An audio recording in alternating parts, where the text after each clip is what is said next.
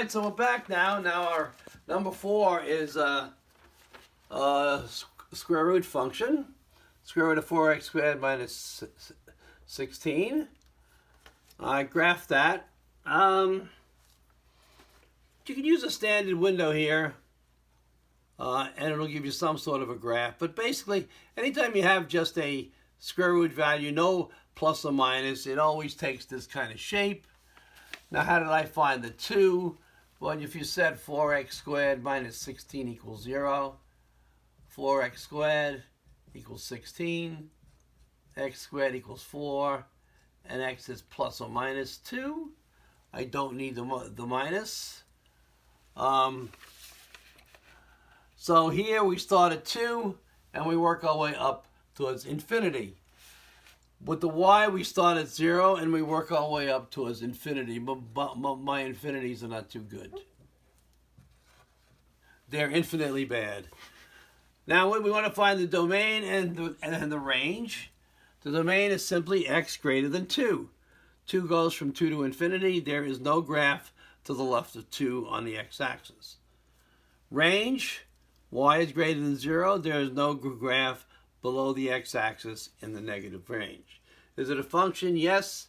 The vertical line test only goes through once. All right. The next one is one that some people have problems with. It is a fractional, has a fraction in the denominator, which means we have to test for extraneous roots at the end. It's 3 over x plus 4. I put it over 1 equal 4x over x plus 1. The LCD, I always do x and x plus 1. The reason is I get rid of everything in the denominator. So x times x plus 1 times 3 over x. I multiply that times each term. X times x plus 1 plus 4. X times x plus 1 times 4x over x plus 1. X plus 1, yeah, we get 4x squared. Distribute the x. X squared plus x. The x cancels here. Get 3x plus 1. Distribute the 3. 3x plus 3, distribute the 4, 4x plus 4x equals 4x squared. Notice you have a plus 4x squared plus 4x squared. You subtract that, they cancel. So now you have 4x plus 3x, 7x equals minus 3, and x is minus 3 over 7, or minus 0.43. Now you must test that. Go back to your original equation, and put 3 over minus 0.43 plus 4 equals 4 times minus 0.43 over minus 0.43 plus 1. And what you're going to get here is 0.301 equals 0.301. So there are no extraneous roots. So the answer is x equal minus 3 over 7. Because that equals that means that the x value gives you an identity. If this was not equal to that, then the answer would be x is the 0 set. Would be x equal like this. You want to put it like that with a cross on it. Okay, so we have one which is solve a system of equations. So let's do a system of equations. Let me get my trusty eraser, my trusty steed. Okay. Let's see, we're number 6. So we have two equations, 4x minus 2y equals 6, 3x plus 3y equals 9. Find x and y. So now we can do a substitution method. I don't like the substitution method because it's going to be fractions. So I'm going to do the elimination method.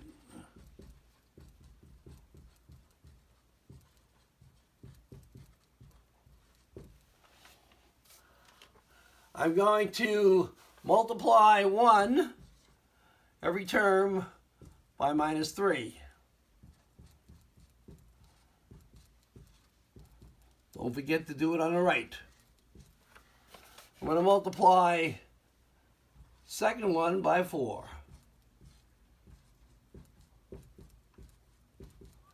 Don't forget to do it on the right. That's the most common mistake. You have to multiply, when you pick a multiplier, do it by every term, both the right and left side. So we get here minus 12x plus 6y equals minus 18. We get here 12x plus 12y equals 36. That cancels. So 18y equals 18. So y equals 1. So now I can substitute in any equation that I want. So I'm going to put it in 2. 3x plus 3 times 1 equals, go back to the original problem, which is 9. Okay, so 3x is going to equal 6. Okay, 3x plus 3 minus 3, okay. Yeah, you have to go back to here. 3x plus 3 times 1 equals 9. 3 minus 3 is 6, so x equals 2. So that's my two answers. Y equals 1 and x equals 2. If you want to check, you can put it back into your equations and check them. I'm not going to do that. Well, let's do another one. I'll give you some time to copy that down, although you can just flip the video. Okay, let me erase the top. I erased the bottom because that's where I started.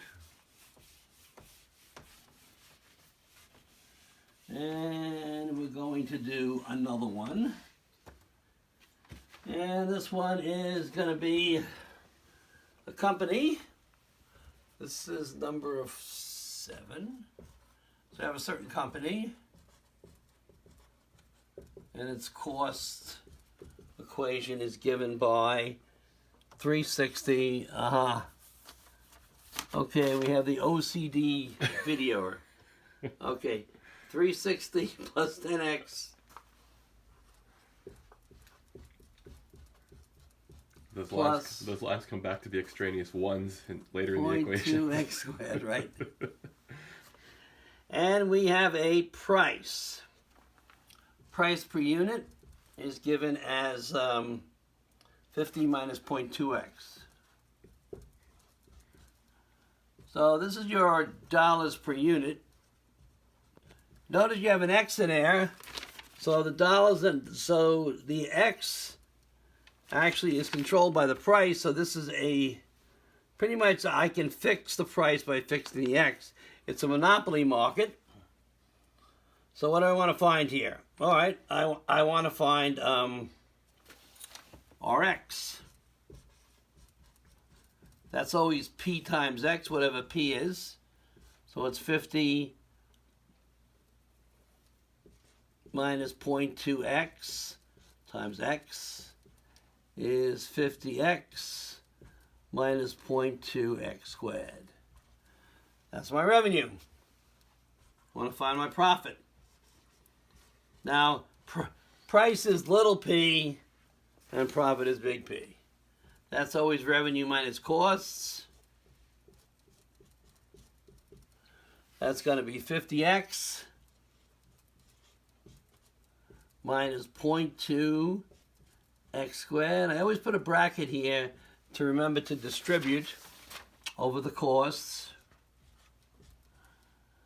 That's 10x. That's not, looks like I have trouble completing my zeros.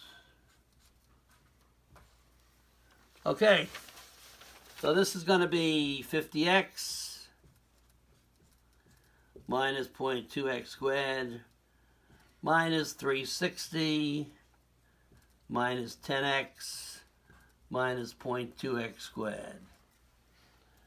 All right, so 50x is 40x. So I'm going to get minus 0.4x squared, I'm setting this up in quadratic form, plus 40x minus 360, and there is your profit. Okay, so let's see what X max and so I'm asking myself how many units will maximize my profit. I always lose my eraser. There it is. I'm sitting on it.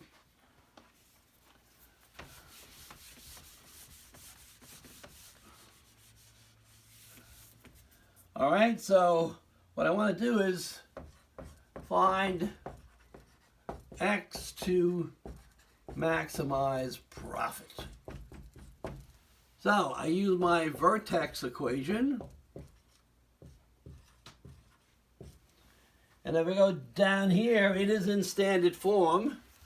So A is minus 0.4, B equals 40, and C equals minus 360. A, B, C. So XV is minus 40 divided by 2 times minus 0.4 minus 40 minus 0.8, and that's going to give me 50 units. So 50 units will maximize my profit. Now what is that profit? At X equals 50, P of 50, going back to my profit function, is minus 0.4, 50 squared, plus 40x, 40 times 50, minus 360. And when you do that, you get 640 bucks. Okay. This should be a squared. All right, so that's all they want for that one.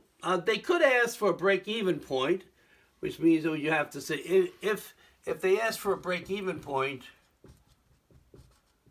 you would have to set your profit equals 0 equals minus 0.4x squared plus 40x minus 360. I would use the quadratic formula for that.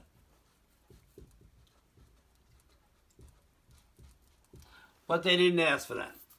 And you would get 2 points there. You get 2 break-even points because it's a quadratic, unless it's a the graph is tangent to the x-axis. You might only get 1. This one you're going to have 2.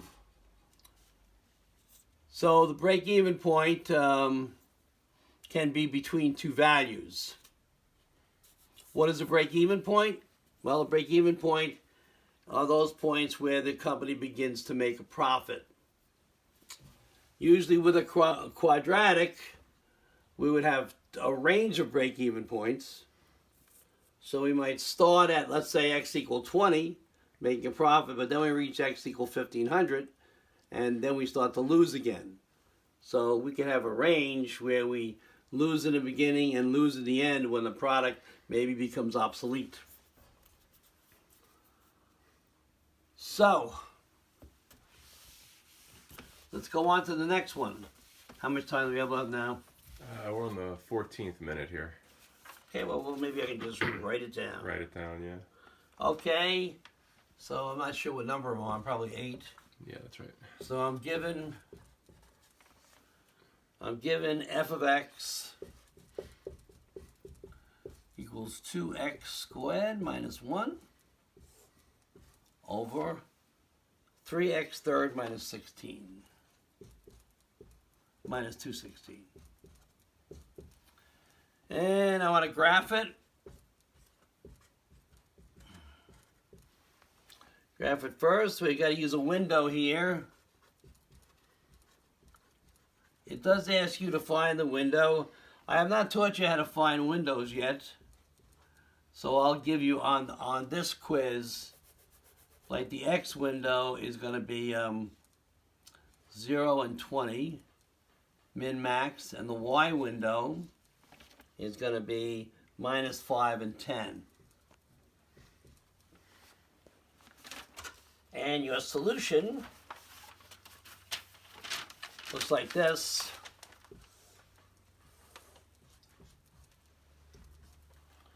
And this is 6.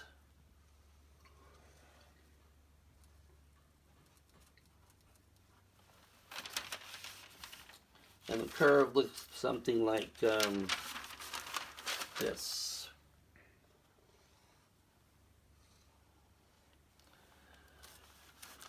And when we come back, we'll talk about the asymptotes.